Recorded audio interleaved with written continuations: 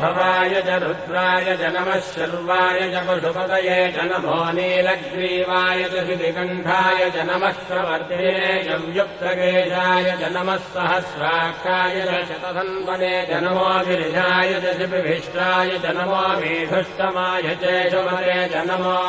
ह्रस्वाय च वामनाय च नमो बृहते च वर्षीयसे च नमो वृद्धाय च संवृद्धने च नमो अग्र्याय च प्रथमाय च नम आशवे च जिगाय च नमः शीघ्रियाय च शीघ्राय च नम ऊन्याय च वस्त्रन्याय च नमः स्रोतस्याय च द्वीत्याय च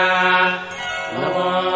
ज्येष्ठाय च कनिष्ठाय च नमः पूर्वजाय च परजाय च नमो मध्यमाय च वकल्भाय च नमो जघन्याय च बुद्धियाय च नमः श्रोभ्याय च प्रतिशल्याय च नमो याम्याय च क्षेम्याय च नमो उर्भज्याय च